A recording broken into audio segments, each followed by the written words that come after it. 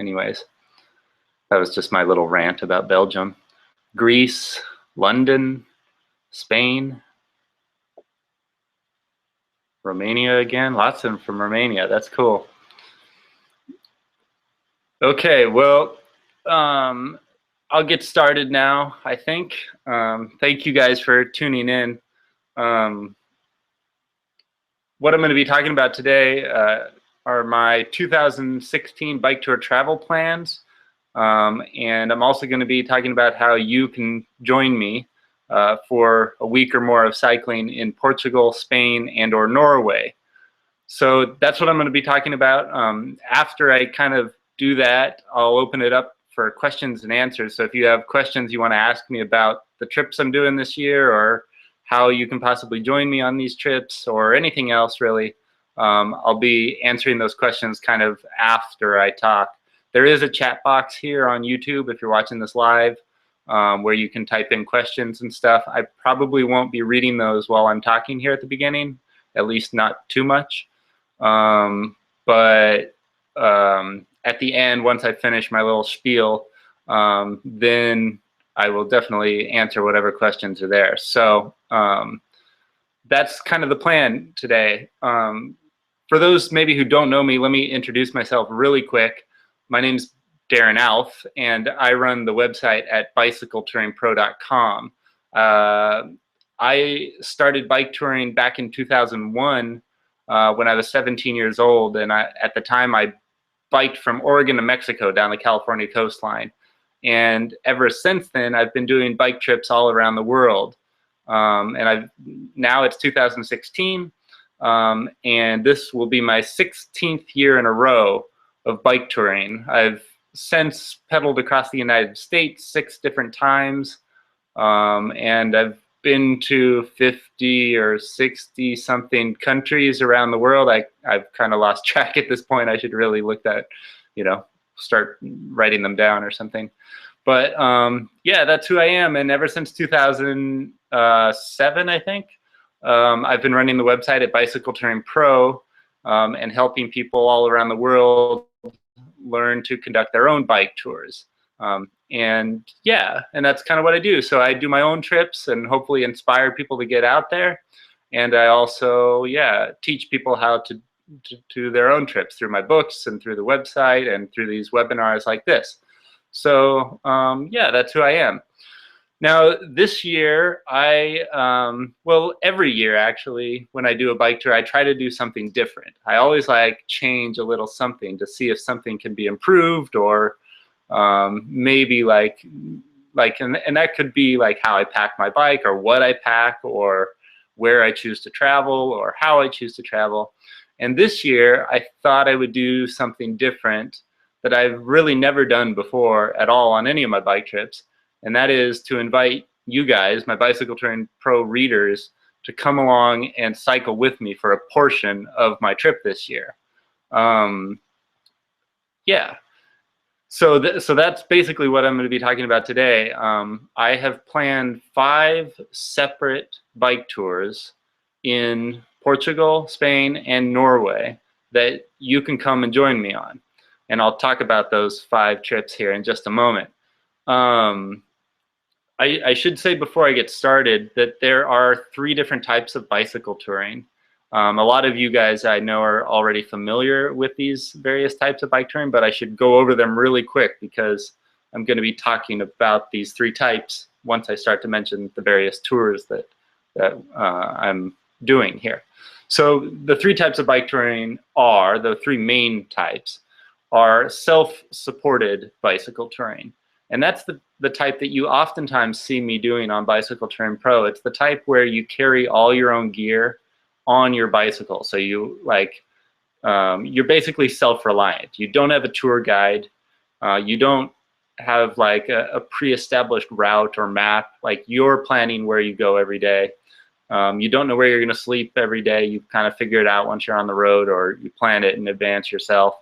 All your meals and stuff have to be taken care of by you. Most people who do self-supported bike tours are camping and cooking their own food or something like that. So that's the first type of bike touring. And while I am going to be doing some of that type of bike touring this year, that's not the type of bike touring that I'm going to be talking about. So I'm not really inviting you on a camping trip, although I know some of you might want to do that. The trips that I'm going to be talking about today are more, well, they're the second and third types of bike tours, which are self-supported bike tours, self-guided bike tours and guided bike tours. So a guided bike tour is a bike tour where a guide leads you on a pre-established route, basically, and the guide is usually from a tour company. And yeah, and the hotels are arranged for you. The food is oftentimes taken care of for you. The route is planned in advance. So really, on a guided tour, your only responsibility really is to show up for the start of the tour and to enjoy yourself. And there's usually a small group of people, anywhere from like 4 to 12 people or something on the group. And so this year I'm going to be offering one guided tour in Portugal that you guys can come and join me on. And then the rest of the tours that I'll be doing this year are self-guided bike tours. And self-guided bicycle tours are also offered by a tour company. The only difference between a self-guided tour and a guided tour is that there is no guide, professional guide, that follows you along your route and kind of escorts you along your way. The route has been planned in advance for you. Your hotels and accommodations have all been booked for you in advance. Most or all of the meals have been included. And yeah, and so that's a self-guided bike tour, and I can explain that further, or you can look into it on bicycletouringpro.com. But those are the 3 types of bike tours: so self-supported, guided, and self-guided. Yeah. So anyways, you're going to hear me refer to those 3 types here as I talk about each one of these bike tours. So just keep that in mind.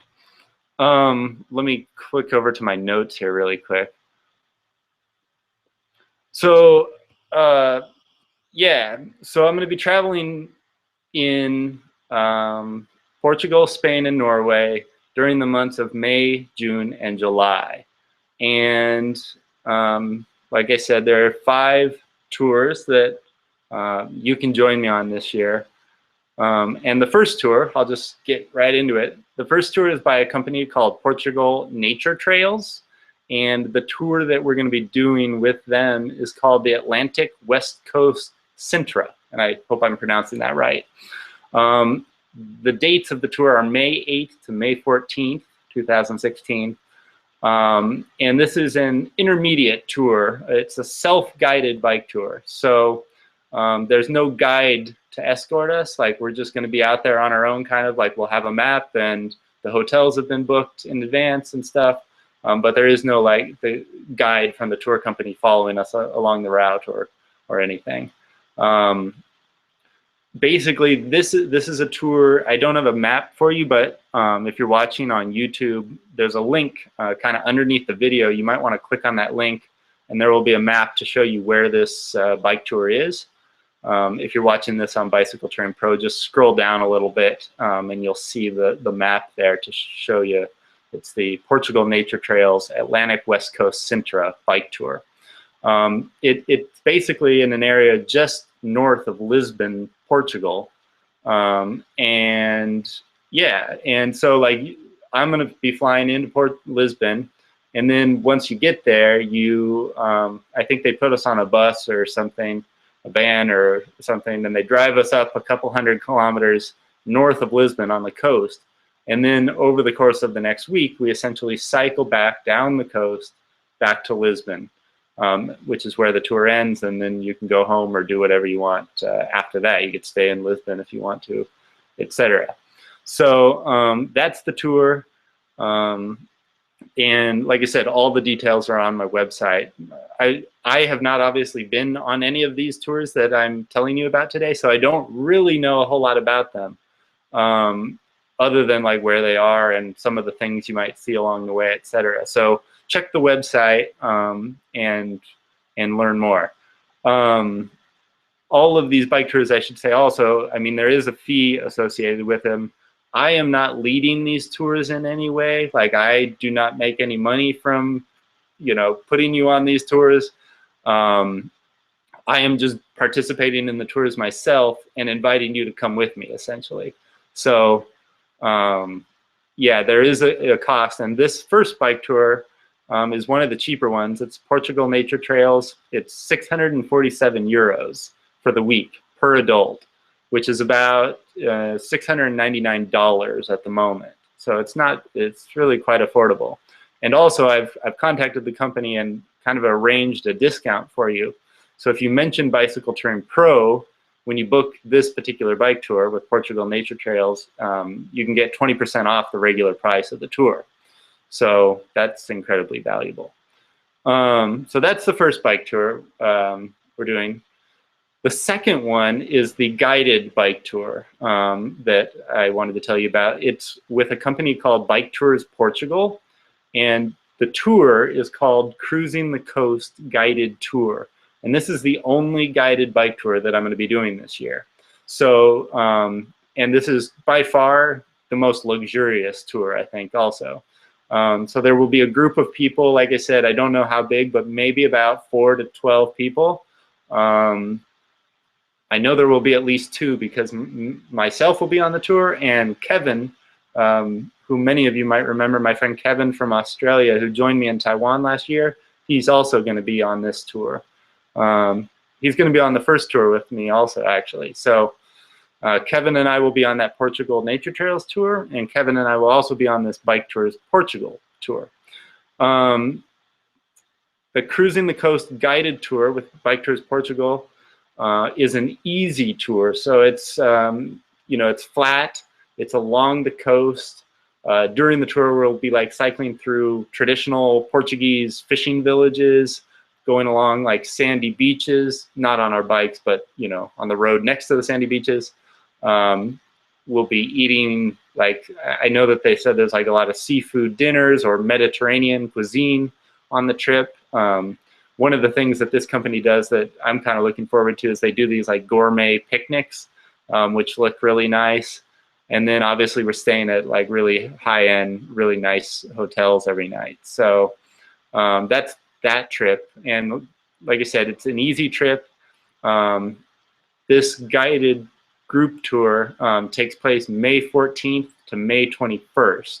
So as soon as the first bike tour ends, this second bike tour begins. And the price of this tour is 3,330 euros, which is about 3,599 US dollars.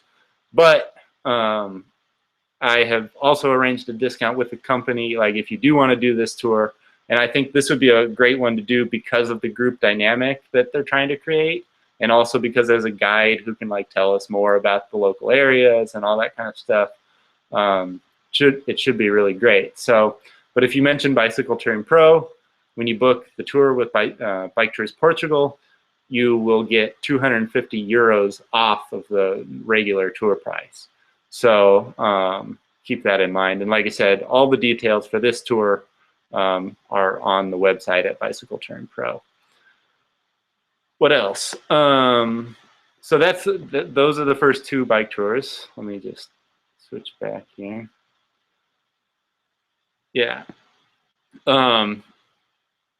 Yeah, like I said, some people have said, like, are you going to do a non-organized free tour? I probably will at some point in the future. I just, the reason I'm offering these tours this year is because it takes, if I offer to bring somebody on a tour with me, then I have to get tour insurance, you know, and all these sorts of things that basically I'm not set up for. I am not a touring company. That's not what Bicycle Touring Pro does. So that's kind of why I'm just doing these trips with the tour companies who have that all set up, etc. So anyways, just to answer that question, let me go back to my notes. So those are the first 2 bike tours.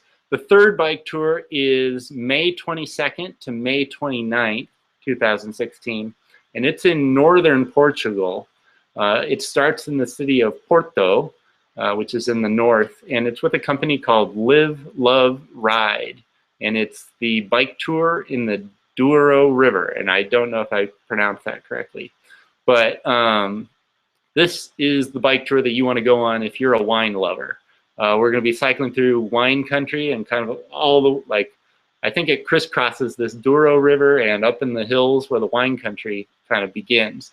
So it looks pretty incredible, actually. This is one of the more advanced tours. It's kind of an intermediate advanced tour. It's self-guided, so there is no tour guide, but the hotels and food and stuff have all been taken care of for us. We're going to be cycling about 45 to 90 kilometers each day, so that's why it's one of the more intermediate advanced trips. Like, you need to have some cycling ability in order to do this trip.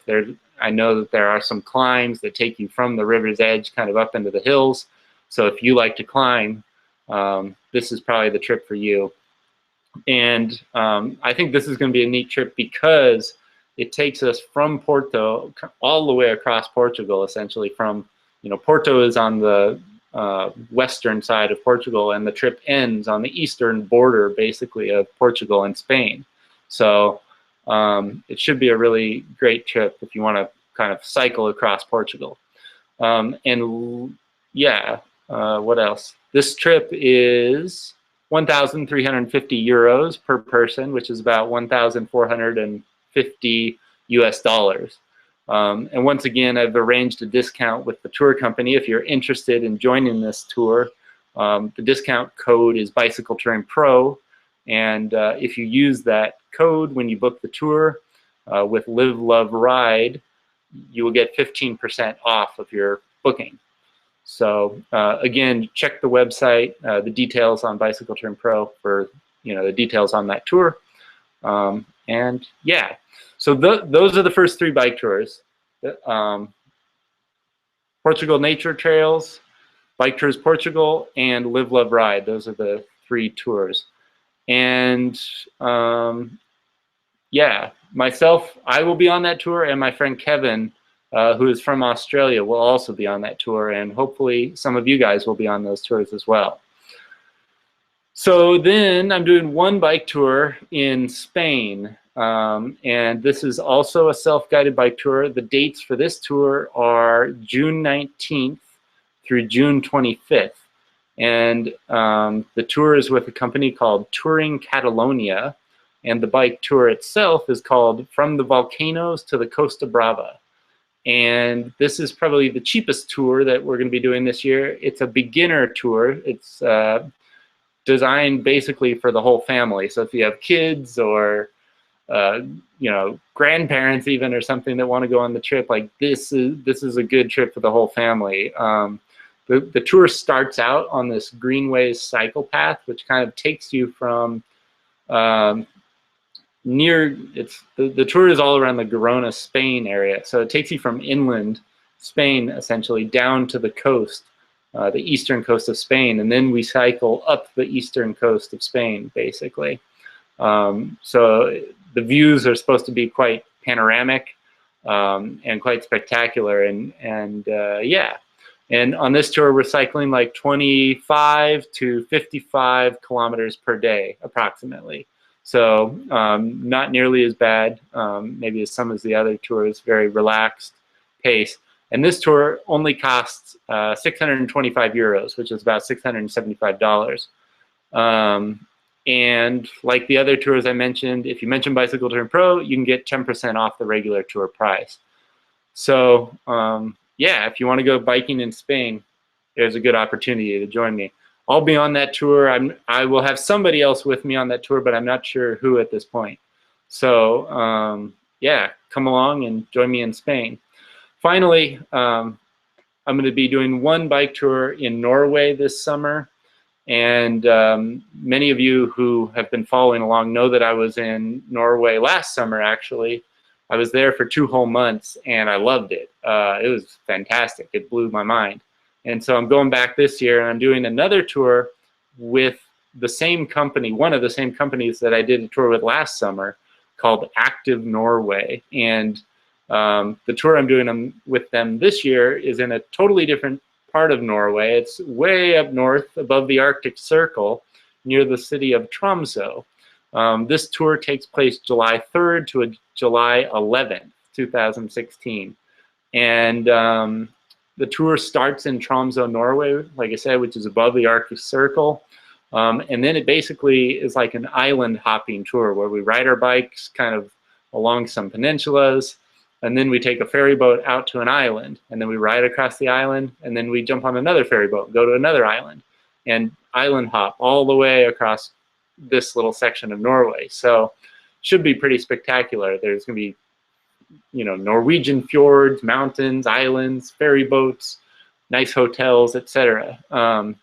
So, and I've done a tour. Actually, I did 2 tours with this company last summer, and both of them were really, really nice. And I kind of know the quality to expect on this tour now that I've, you know, worked with this company before. So I'm really looking forward to that Norway tour.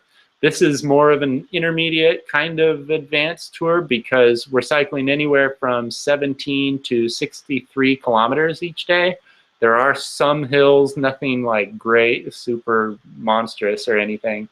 And it's a self-guided tour once again. And the price for this tour is 9,900 NOK, which is, at the moment at least, about 1,100 US dollars. So that's it. Those are the 5 bike trips that I'm doing this year that I wanted to offer you guys. If you're interested in joining me, you certainly don't have to, but it would be awesome if you know, could and would like to.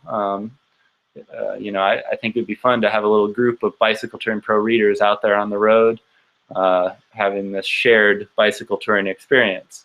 So yeah, that's pretty much it. And like I said, all the details for those 5 tours are on my website at Bicycle Touring Pro. Just click the information below, basically, and you can learn a whole lot more.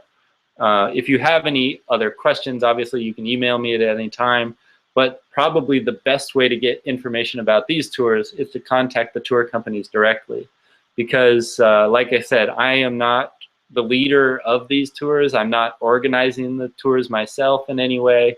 You know, I'm not making money from these trips or anything. So it's just, I am participating in these 5 bike tours, and if you would like to come with me, that would be spectacular. So yeah, that's pretty much it. I think I'm going to just answer any questions that you guys might have now. So let me switch back over to the chat board here. Let me take a drink.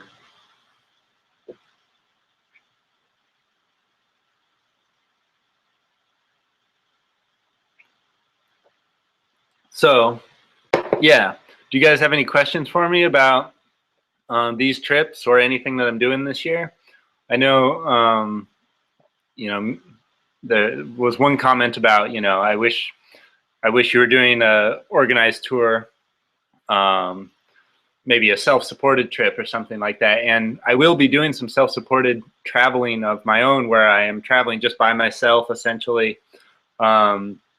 The problem, like I said, the reason I'm not kind of offering anyone to come along with me on that trip is because, one, I'm not set up from a liability standpoint. If someone were to get hurt or lost or something like that, I don't have the insurance to cover that myself, because I am not a touring company. And also, when I travel by myself, I don't really know where I'm going a lot of times. I kind of just go wherever I want to go, and so it's hard to plan something like that, especially if there's multiple people coming along. So maybe I'll do that in the future. Maybe in 2017 I'll do a self-supported sort of camping trip for those of you who would be interested. But this year, I thought I would try, you know, doing this with a self-supported and guided tours. So yeah. Steve says, I sense Norway in my future. Yeah, Steve, I don't know if you saw my, like, all the articles and videos and stuff that I've been producing from Norway, but you should go back on my website. Just type in Norway on Bicycle Touring Pro, and excuse me. And you'll see like all of the pictures and videos and stuff from Norway I shot. It'll hopefully convince you to get out there. But yeah, if you want to come to Norway with me on this particular trip, it would be great. I would love to see you. Steve says, will Eric be coming back to Norway in 2016? No, Eric won't be, but maybe I'll have someone else with me on the trip this time. I'd like to get somebody else, maybe another newbie, which would be fun, bike touring newbie. So yeah, but I'm trying to get like one person I know to go with me on each of the trips. So that way, at least there's, you know, even if no one signs up for any of these trips, it'll at least be me and that other person. So yeah. Is it difficult to find internet on your way when you're traveling by bike? Well, it depends where you are, actually. And things are greatly improving now that it's 2016.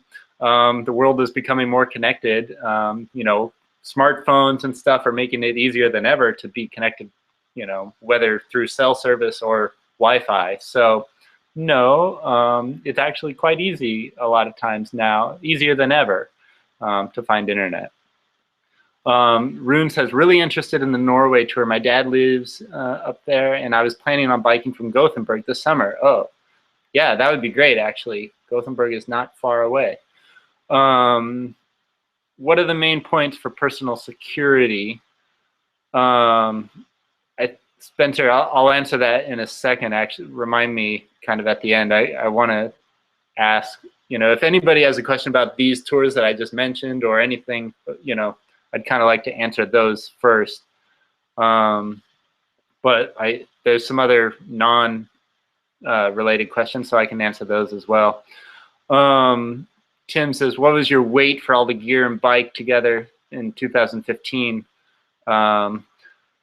Well, the weight varies, of course, depending on how much food and water I'm carrying on any given day. Without the food and water, I would guess my bike weighs about 90 pounds. And that is very high, and I would not recommend that necessarily for anyone else doing their own self-supported tour.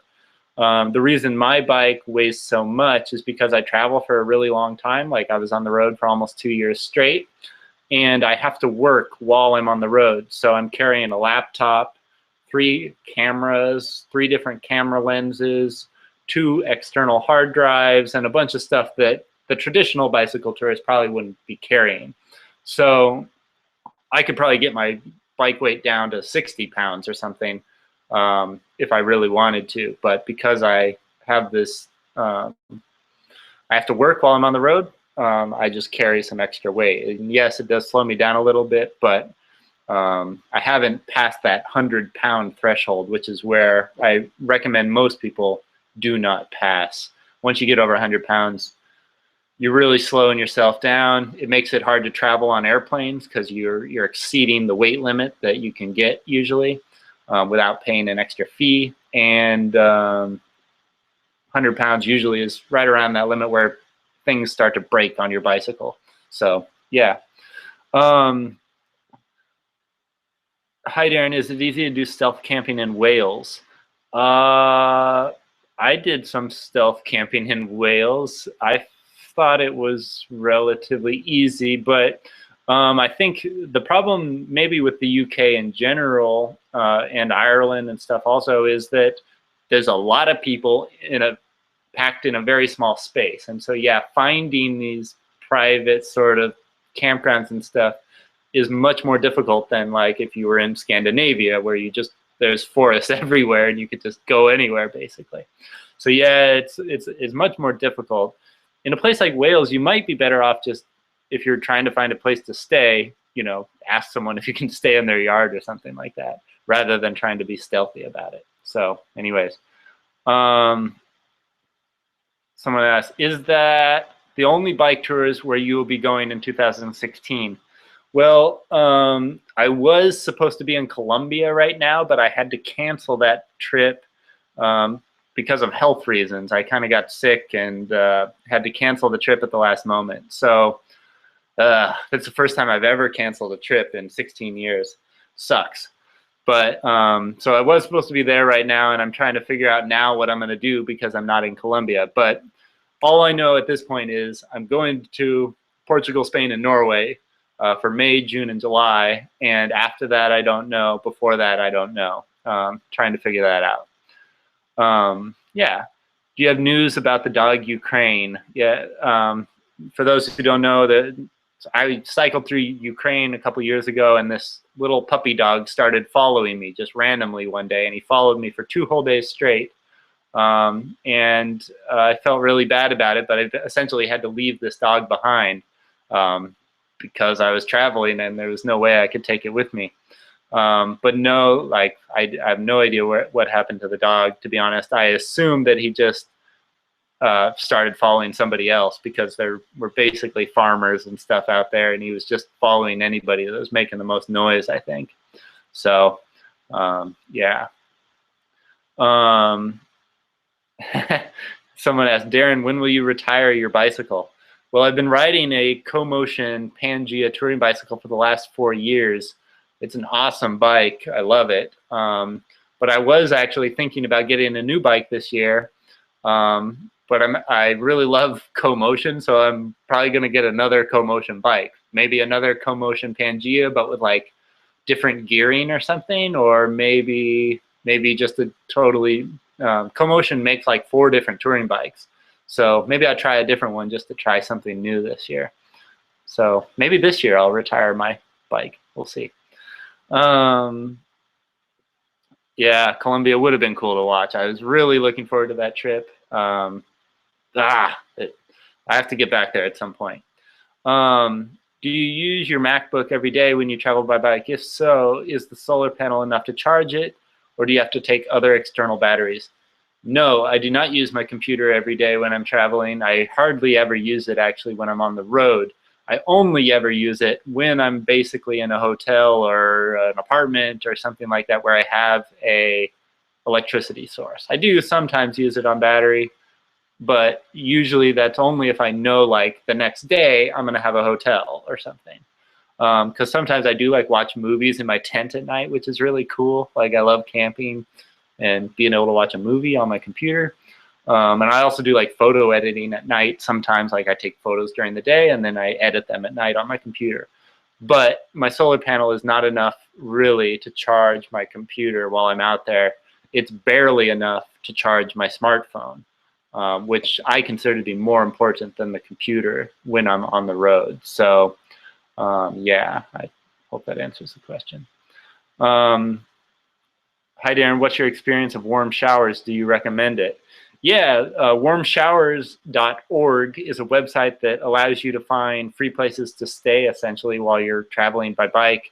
I have stayed with dozens and dozens of people on the warm showers list. I've never had a bad experience. The only thing that I think is a negative to warm showers is how much work it takes to set up those arrangements. Like you have to email multiple people usually to try to find a place that, you know, some people that are willing to host you. Then you have to get their address and ride your bike to that very specific address, usually at a very specific time. So it takes some coordinating. And I think that can be a bit of an inconvenience. Whereas like if you're just roll into town and you find a hotel and you go inside immediately, that's much easier. It's more expensive, obviously, but easier. So there are benefits and drawbacks. Warm showers might be a free place to stay, but it does take some work. You have to be connected to the internet usually to email people or call them.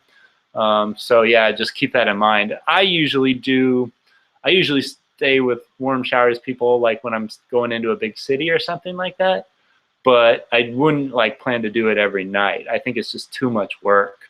So I would just do it on occasion, maybe like once a week or something like that. Hi Darren, I have time off in May. Where will you be touring at that time? Will a mountain bike be okay for me to ride with you? Yeah, Andrew, so May, let me go back to my notes. I am doing 3 different bike tours in Portugal in May. And if you click the link below this video or scroll down there, you'll see all the details on where I'll be on certain dates. But there's 3 bike tours in Portugal that I'm doing. The first one is May 8th to the 14th. The second one is May 14th to the 21st. And the third one is May 22nd to May 29th. So yeah, I'm doing 3 tours there. And if you could join me, that would be great. Of those 3 tours, well, I think that, I'm not exactly sure, but I think that for some of those tours at least, the companies will provide us with bicycles for the trip. So if you wanted to come to Portugal and do one of these trips, you wouldn't even really have to bring your bike with you. The tour company will give you a bike basically to use for that week or whatever. So that's always the option. I think you can bring your own bike if you want to. But yeah, there's always the option to just fly there. They'll have the bike waiting for you, and then we take off. So yeah, that's it. Do you guys have any more questions? If not, I just, yeah, wanted to say thanks so much for tuning in. I will probably, like, you know, well, let me say, sorry, I'm reading questions and trying to talk at the same time. Yeah, so your question says, how often do you sleep in a hotel? Well, that depends what type of tour I'm doing. For example, like when I do these camping trips where I'm traveling by myself, I don't camp in a hotel ever, or maybe just on occasion. You know, it's up to me and my budget and where I happen to be in the world. But for these trips that I've mentioned today, every single night will be in a hotel or some sort of accommodation or whatever. So yeah, if you're interested in coming with me this year, don't worry, we won't be camping. We'll be having hot showers and warm meals and you know, a cozy place to sleep each night. So Phil says, it seems like you are writing and filming at the same time. Are you holding the camera in your hand? Yeah, if you've watched any of my videos here on YouTube and seen me riding my bike, yes, I'm essentially just filming myself out there. I wish I had a cameraman. That sure would be nice. And the quality of my videos would certainly go up if that were the case. But yeah, I'm usually switching between my smartphone, which I just film myself with, and I also have a GoPro video camera that I shoot a lot of the stuff with. So that's kind of what you're seeing me do. Maga says, I'm using mountain bike handlebars on hybrid and it's not so comfortable for long distance. So I want to add aero bars on it. I haven't used them before, so I just want to ask, is it a stupid idea? I used to, when I first started bike touring, I had a mountain bike myself that I was using that just had these flat handlebars. And the problem with mountain bike is those flat handlebars. That's why on a touring bicycle, you see the drop handlebars usually, or butterfly bars, which, I don't know, shaped kind of like a figure 8 or something. But the reason you don't see flat handlebars on touring bicycles is because when you ride a bike for a long period of time, your hands can go numb and even suffer from nerve damage if you leave them in this flat handlebar mountain biking position for hours or days on end. So if you have a mountain bike and you're using it for longer rides, yeah, you want to add some sort of, usually the grips on the end of the handlebar are better than the aero bars. Aero bars are probably going to give you more pain actually, because aero bars kind of require you to lean forward more, which puts more pressure on your crotch and stuff, which isn't good. And yeah, it's not really what you want. I would recommend the grips on the side of your handlebars, or consider getting a touring bicycle if you're going to do more, you know, longer bike trips. So yeah. When you're in Barcelona, visit Ed Centis. Okay. I suppose Germany is out of the question for 2016, or yeah, I probably won't be in Germany this year. In part because I've already been to Germany like 7 times, and also because I'm not I'm a U.S. citizen, and so I can only be in Schengen Europe for 3 months. So I'm kind of using my 3 months this year in Portugal, Spain, and Norway. So Nenu says, Darren, do you use a GoPro? Yes, I have a GoPro video camera. That's one of the 3 cameras that I use to make all of my videos. Joseph says, what makes Romania a location you're so positive about? He's asking that to Steve Q, but I will answer what I think is so great about Romania. I like Romania because it's beautiful. Like there's so much wilderness there still. It's like, I always say it's like what I imagine Switzerland used to look like, kind of. Before it got like so organized and clean and stuff, like, and I kind of like that about Romania, that it is a little bit more hectic. There's still people riding around on horse and wagons. The cities have a charm there of their own. The colors are really bright and faded all at the same time. It's really great. I like the people in Romania, very friendly. A lot of people speak English, which is nice. So yeah, like I said, I've been to Romania 3 times, and I would go back in a heartbeat. Yeah. Alan says, have you been to New Zealand, Darren? No, I've never been to Australia or New Zealand, and I want to get down there. I'm thinking 2017 is going to be Australia, New Zealand, hopefully. We'll see. So yeah. Spencer, security. Yeah, sorry about that. You asked about security. I've written a bunch of articles actually about this, and the articles probably explain it better than I can explain it right now. I think if you go to Bicycle Touring Pro and type in like defend yourself, you will find the article I wrote, but there's so many things I could talk about in regards to security. I think that's why I'm having a problem answering your question. Maybe you could be more specific and tell me what your question, are you talking about security for yourself or security for your bike, or what exactly are you worried about? Yeah, tell me that and then I'll answer better. Sanders says, can you use another battery on your voltaic solar panel system than the battery that comes with it? And the answer is yes. You can use essentially any similar sort of battery. Like these batteries nowadays, like you can buy these backup batteries for your phone, like on Amazon or something like that for 20 bucks or something. So yeah, you can just buy one of those batteries and use it with your solar panel. And Doni M says, do you use a tarp to protect your tent when it rains? Are you asking if I use a tarp underneath the tent or on top of the tent? I don't use a tarp on top of the tent, but I do use a tarp underneath the tent to protect the floor. So yeah, I hope that answers your question. How often do you replace your bike chain and tires on a long tour? Says the Gardening Nomads. It depends. It depends on the weather conditions and stuff. Like if you cycle in the winter time, you're probably going to have to replace your chain at the end of the season. If you're cycling just during the summertime, you could go for years without replacing your chain. Because I do so much cycling, usually replace my chain about once a year. And the tires I probably replace twice a year, maybe. Yeah, something like that. But it just depends on how much cycling you do and the weather conditions, the road conditions, etc. So Steve says Norway, then Iceland.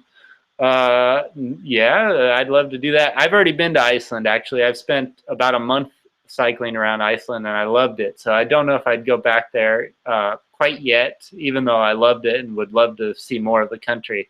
I'm thinking about going to Cyprus, actually, after Norway, but I don't know.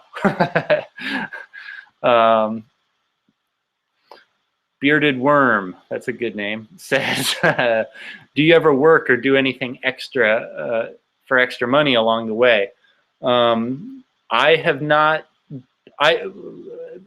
I know what you're asking, but I'm not sure if I can answer it quite the way you want, because I work for myself normally. And so I am working all the time when I'm on my bike trips, actually. Every time I can possibly work, I work, whether I'm in a library or a hotel or some apartment or staying at a stranger's house. When I'm off the bike, I'm usually working. So yes, I do stop and work, but I think what you're asking is, do I stop and like get a job somewhere, or I don't know, like, yeah, like get a week-long job or something and then continue cycling? And the answer to that is no, I've never done that. But I do know people that have. I don't think it's necessarily easy, especially if you're trying to get paid work. I think if you're trying to just get a free place to stay and maybe do some work in exchange for that, that is much easier to do. But as far as getting money by, traveling for a little bit, stopping, working, etc., and then continuing, that is much, much harder, I think. Because then you're talking about work visas or under the table sort of things, and yeah, could be difficult.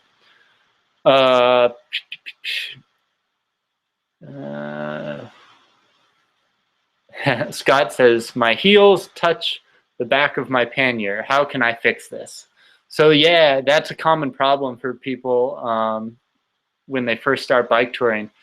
There are a number of different solutions. The main way that you usually do this is with the panniers themselves. High quality panniers will have a like a ratcheting system. So imagine if this is the back of your bicycle pannier.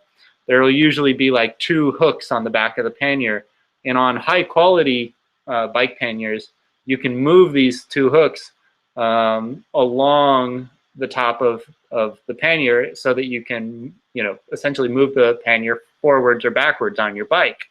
But on cheaper panniers, there's probably just 2 hooks right in the middle of your pannier, and you can't move them.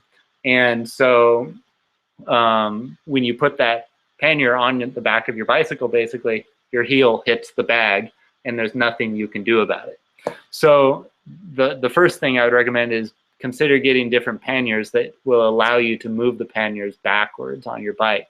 You might also look into getting a different rack for your bicycle, because some racks also push the pannier back further on your bicycle. So those are my 2 main recommendations. Unfortunately, they're not cheap solutions for you. I would look into, though, whether you can move those hooks on the back of your pannier, because that, if you could just move those, your problem is solved. When you're on your, Joseph says, when you're on your own, do you lock your bike and panniers when going into grocery stores? Yes. And no. I lock my bike anytime my bike leaves my sight, it's locked. But I usually don't lock the panniers themselves. And I could probably talk for a whole hour just about locking up your bike. But my main recommendation is that, like, if you do leave your bike for any length of time, it's locked. But if you do have to leave your bike, don't leave it for very long. Like when I go into a supermarket, I'm in there for 10 minutes tops, and then I'm out and back on my bike again. I never leave my bike for more than 10 minutes probably. And sometimes, usually it's less than that. Like usually I do my shopping, 5 minutes in and out, boom, done. And I'm back on my bike. So yeah, if you have to leave your bike longer than that, you probably want to find someone to watch it for you. I would not recommend leaving your bike for more than 10 minutes anywhere in the world. Well, that's not true. But anyways, Phil says visa S of advanced time needed. I suppose every country is different. Yeah, so Phil is asking if he needs to get a visa to go to a particular country, how much time does he have to, do that in advance? The problem is, yeah, every country is different, and some countries have like requirements that you apply for the visa, 90 days in advance. And other countries say you can't apply for the visa until 90 days before your trip. So every country is different. And it's also different depending on where you're from. So I'm from the United States, for example. If I wanted to go to Russia and you're from Germany and you want to go to Russia, we'll probably have very different qualifications in order to get into that country. So yeah, unfortunately, I can't really answer that question specifically. But Spencer, okay, back to the security question. Spencer says, I was mostly concerned about bike security at night and passport and money during a trip. Okay, so bike security at night. And you're talking about camping or in a hotel or something, because that's different also. If you're camping, I usually just have the bike right next to my tent as close as it possibly can be and locked up to a tree or a picnic table or anything nearby, so that somebody couldn't easily just come by my campsite and carry it off. So that's the camping question. If you're staying in a hotel or something like that, I always ask to bring the bike inside, and I usually try to get it in my room with me. A lot of hotels don't like that. And so what you want to do is ask if they have like a locked closet or garage or something that you can store it in. And even once you get it in that closet or garage, I would lock it up to something, or even just to itself, just to make it so people can't easily carry it out of there. So I don't know if that answers your question about the bike per se. As far as passport and money goes, yeah, well, there's a number of different things that you can do. Most people that are bike touring break up their money so that they have like one stash in their handlebar bag and another stash in one of their rear panniers. I personally carry my money and my passport separately. And yeah, that's just so in case somebody stole my wallet, they didn't steal my passport, or vice versa, essentially. So yeah, that's kind of what I do. But honestly, like, I've been bike touring for 16 years all around the world in dozens and dozens of countries, and I've never been robbed or anything. I know people obviously that have. It does happen. But I think if you're smart, if you keep your things with you most of the time, like, it won't happen. And yeah, like, I think street smarts in general go a really long way in bike touring. Like, if you're street smart, you really got nothing to worry about. So yeah. Scott says, is a one-man tent big enough? Yeah, I have a small one-man tent myself, and I think a lot of people like maybe are under the assumption that they need a lot of space in order to be comfortable on their bike tours, but that's not true. I think there are a lot of good one-man tents out there, and actually, like, my tent is quite small, but I feel like it's very roomy once I get in there. So yeah, no, I think a one-man tent is great. Tony says, do you use cardboard box for airline travel? So yeah, yes, the answer is yes. When flying with my bicycle, I usually just go to a local bike shop. I say, do you have any cardboard bike boxes? And they usually do. And I've never paid for a bike box anywhere in the world. Just go in, get the box for free, and then I pack my bike in that box and fly with it on the airplane. Yeah, so that's exactly how it works. Alan says, can we get your books in New Zealand? Yes, you can. You can order the books anywhere in the world.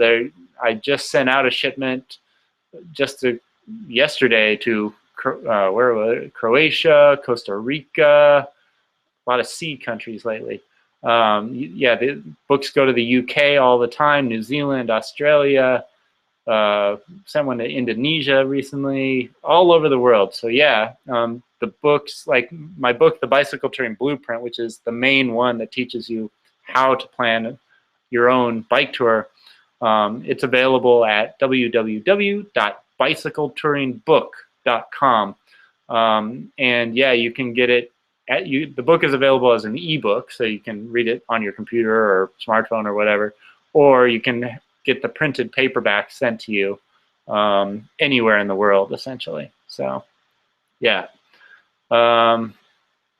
Just a few more minutes, guys, here. I'll answer a few more questions, and then we'll go. I'll have to go. I'm sorry, I think I skipped a few questions. Someone asked, I just started to watch your live telecast. What should we do for joining you on Spain and Portugal tour? Yeah, well, I've already talked about that a little bit, but if down below this video is a link to Bicycle Touring Pro and an article with all of the details on the 5 bike tours that I'm going to be doing this year in Spain, Portugal, and Norway. So click that link, read that article, and all of the details are there. And if you have any questions, you can email me afterwards. My email address is contact@bicycletouringpro.com. I'll type it in the chat box here just in case you guys want to email me with any questions you have. Let me do that.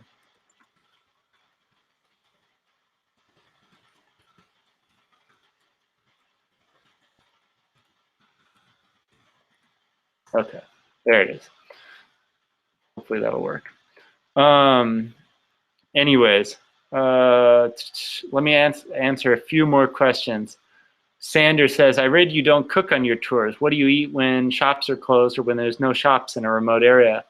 Yeah, well, if you watch some of my more recent bike touring videos, you'll kind of get a taste of what I eat. But basically, because I haven't been traveling with a camp stove in recent years, I have been eating more like cold picnic style food. So like vegetable sandwiches, fruit, vegetables that you can eat raw, things like that, crackers and peanut butter and, picnic stuff basically. So yeah, and the good thing about that kind of food too is that because I'm not heating it up, I can carry it usually for several days without it going bad. I can buy like a whole head of lettuce or several tomatoes or something like that and carry them in my bags for 3 days, slowly eating them over the course of several meals. So yeah, that's kind of what I do. I probably will do a trip in the future with a stove. It's just in recent years, I haven't had that stove with me. So. Maga says, what do you think about a single tent for long travel without the possibility of sitting?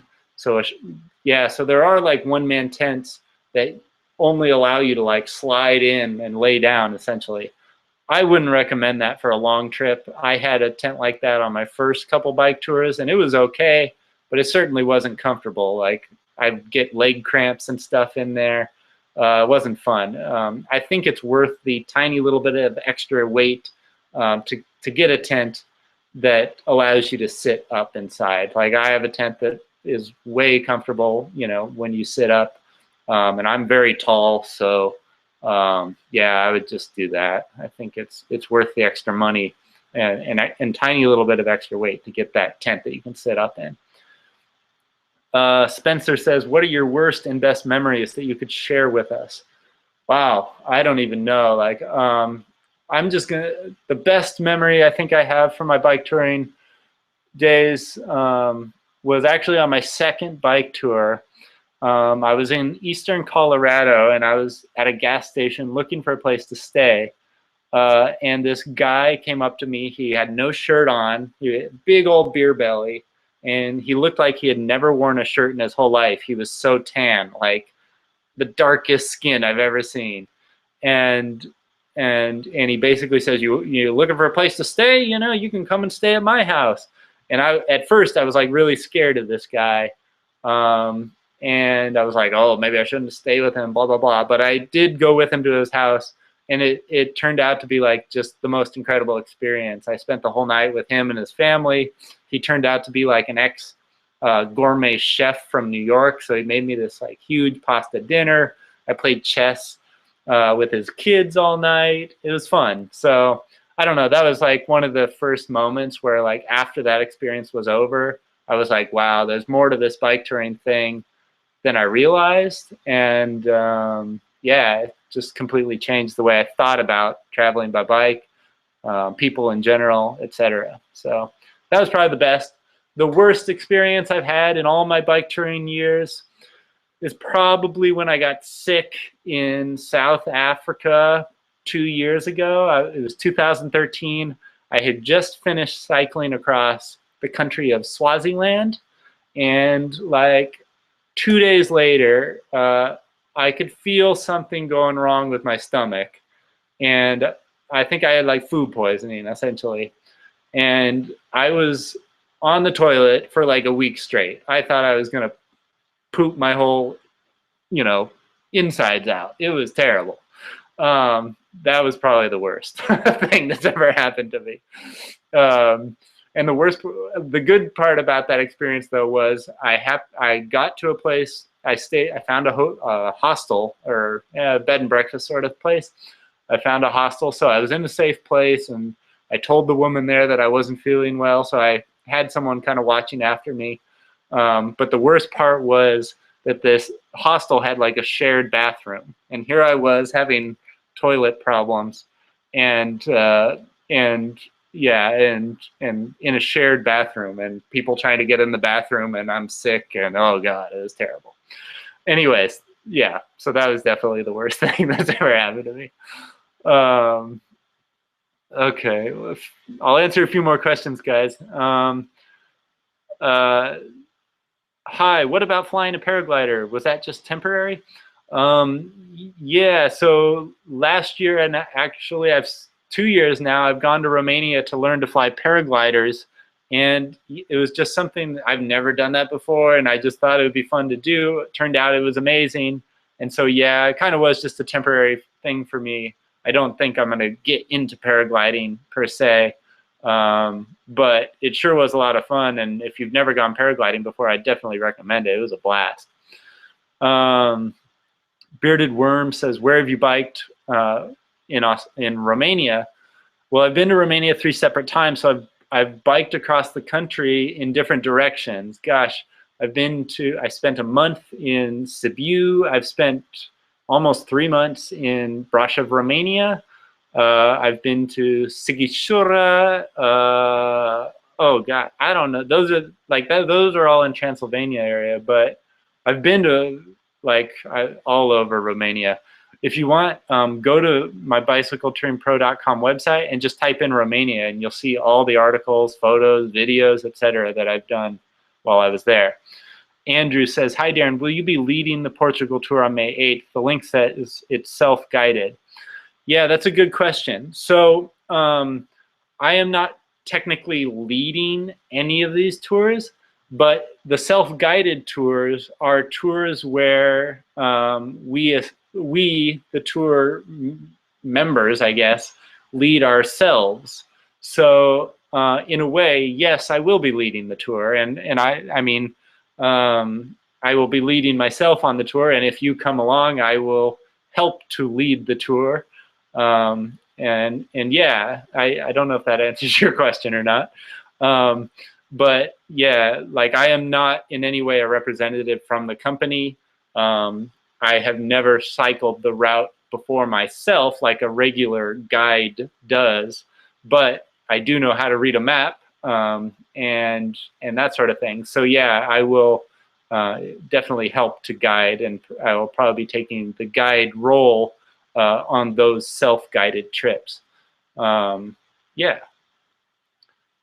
Good question though. If anyone else has questions about the Spain, Portugal, and Norway trips, I'd like to answer those now, because I've already been talking for an hour, and yeah, that main purpose of my day today was really to talk about those trips. But I'm happy, obviously, to answer any other questions that you guys have. Scott says, does camping hurt your hips? It can probably.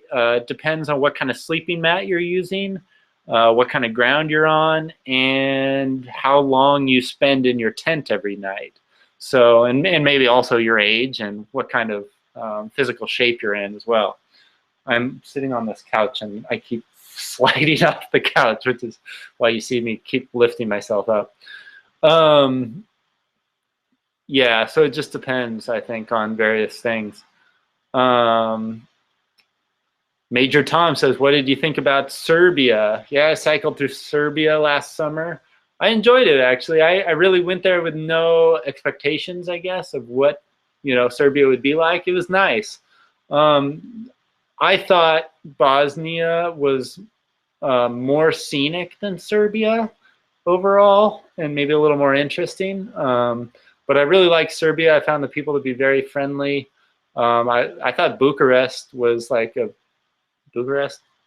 Belgrade, Serbia. Sorry, Belgrade was a really beautiful city, and I'd love to go back again. So yeah. Hey, DeFed Jones. Did I say that right? DeFed Jones says, massive fan. I've booked the Fjord Tour in Norway for June. That's awesome. Awesome so much. Yeah, that is really cool. Darren, have a good one from New Zealand. Thanks, Alan. Thanks for tuning in. What should the basic budget on a long road trip be? Victor asks. Well, that depends. It depends on what type of tour you're doing, how you choose to travel, if you're camping, staying in hotels, hostels, etc., where you are in the world, all of that sort of thing, and what your budget is, of course. So it's hard to say. If you had a specific trip in mind, maybe I could give you more of an idea of what it might cost. But to just sum up what bike touring costs in general, it can vary from like $5 a day up to like $200 a day. So it just kind of depends on who you are and what you want to do. Yeah, what's your average budget for a day? Again, it depends. Like when I'm just traveling by myself and camping in a tent at night, the expenses are really low because I'm basically just paying for food and water maybe. And on those days I might spend $20–25 a day or something like that, maybe even less. But yeah. But then, like, if you're like, for example, my friend Kevin and I went to Taiwan last year, and we were staying in hotels almost every night. Now the hotels in Taiwan are cheap. Like we were paying maybe anywhere from like $15 to $40 per night to stay in a hotel. So right there, like if we spend $30 a night for the hotel, then we have food on top of that. And obviously the bike riding part is free. So, you could say $45 a day or something like that maybe. But again, it just depends. Al Weeks says, how do you stay clean shaven? Well, sometimes I don't, to be honest. If you watch some of my videos, you'll see that I am growing quite a, my facial hair is growing out on certain days. Yeah, usually I go for about a week and then I shave. But if I'm staying in a hotel every night or even every other night or whatever, then you just shave when you have that opportunity, essentially. Did you ever bike in Slovenia? Yes, I have. Another great country that I want to go back and see more of. Yeah, I was in Slovenia in 2009, so it's been quite a long time, actually. That's a great country to ride bikes in, and I want to go back. What parts do you take? Says the Gardening Nomads. I'm not sure what you mean by that. I think, are you asking what I pack on my bike trips?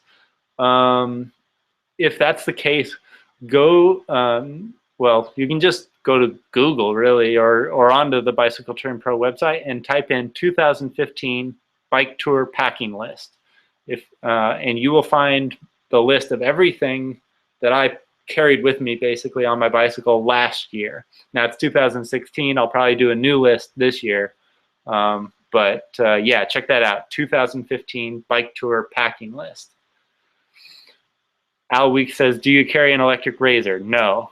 It's too big and it requires electricity, which you don't always have. So no, just a simple, throwaway razor essentially is what I carry. And also, like, as far as shaving goes, like a lot of people at home have this like big can of foam spray that they carry, and you can get little ones too, but even those are kind of big, I think. What I found is better is like the shaving gel, essentially. It's like a tube, like a toothpaste tube filled with shaving gel. Those are much better actually to carry on a bike trip, because as you squeeze the material out of the tube, you can make the tube smaller.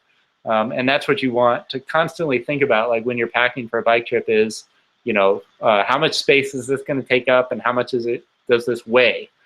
Those two things all the time for everything you carry. And your shaving cream is one of those things that, you know, when you're carrying a big can and you spray some foam out of there, it doesn't reduce the size of the can any bit. But when you have a tube, you know, you can reduce the size of the tube. So anyways, yeah, that's it. Are fenders necessary to ride in summer Europe for 2 to 3 months? Not necessary, but I would definitely recommend it. If you do get into rain, those fenders are certainly nice to keep you protected so you don't have a big skunk tail up your backside. I did my first long distance bike trips without fenders, and I kind of got lucky that I didn't hit any rainstorms, and so I think for the first 2 years I'd say, oh, I didn't need fenders at all. The third year I went on my bike trip, and it rained like every third day, and I was drenched, and I didn't have fenders at the time, and man, I wish I had them. So fenders are cheap. Like they cost $30 or something. I would spend the money to get them. Oh, the gardening nomad says spare bike parts, spokes, etc. Yeah. Thank you, Maga. I'm sorry, I'm butchering your names. But yeah, there's the packing list if you want to check that out. Do you like belt drives, Darren? Well, somebody was asking me earlier, you know, when I was going to retire my bicycle, and I was saying, well, maybe I'll retire it this year and get a new bike from CoMotion. And if I do get a new bike, I want to get one with the belt drive, which is like a rubber chain, essentially. Instead of a metal chain, which can rust and needs some maintenance, there are these new belt drives that are available kind of usually on like higher end bicycles. And I've never toured with one in the past. I've ridden them around parking lots and, you know, around the block or whatever, but I've never done a long distance tour with one. So I'd like to maybe try that this year and see how it goes. But yeah, unfortunately, I don't have any really, I don't like to recommend things that, you know, I don't have any real experience with. And that's one of those things at the moment I just honestly don't have any real experience with. Okay, I think I'll answer this one last question from Andrew, and then I have to go, guys. Andrew says, have you had many punctures, and do you use puncture-proof tubes or anything like that? The question is, have I had many punctures?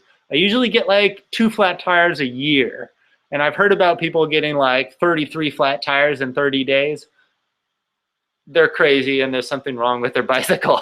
But no, like usually I get very few flat tires. Like I think this past year I maybe had 3 or something. And I changed my tires twice last year. So really no, like flat tires is not a big deal, but you do need to know how to fix them.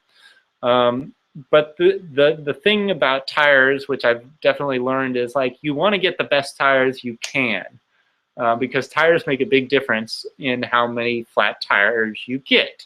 You know, cheap tires makes a lot of flat tires, and unfortunately, you know, a lot of times the better higher end tires prevents you from getting flat tires. So a lot of those higher end tires have some sort of protective in them that prevents you from getting a flat, whereas the cheaper ones do not. So yeah, that's basically it. Steve says, I wish Caitlin was coming back to Norway. Yeah, actually, I was planning to do that trip with Caitlin again, because she really liked Norway, and was hoping to do that Norway trip with her. She wants to do it.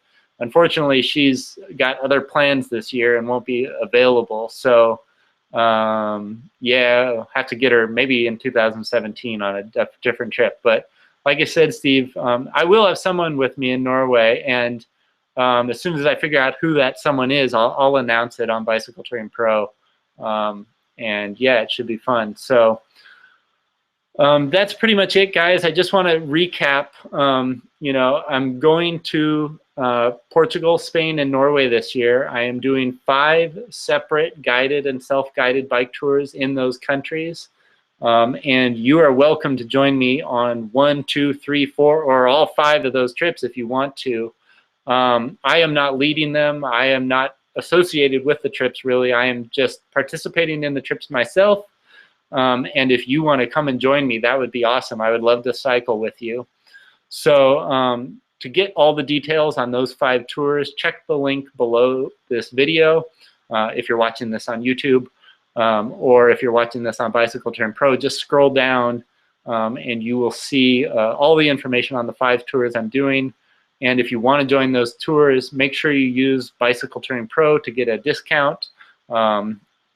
And contact the tour companies directly to book the tours. Like I said, I am not in charge of these tours. I'm not making money from the tours myself. I'm just asking you guys, if you want to ride with me, here's your chance. So it would be great to meet you and cycle with you in Portugal, Spain, or Norway. Thanks so much for watching, guys. I really appreciate it. You know, yeah. Hopefully I'll see you on the road this year. And if you have any questions, you can always email me, contact@bicycletouringpro.com, or contact me through Facebook, Twitter, Instagram, YouTube, etc., etc., etc. So thanks so much, guys. Have a great day. It's raining here in California. It's really nice. I love the rain. So hope you have a great day, and talk to you later. Bye-bye.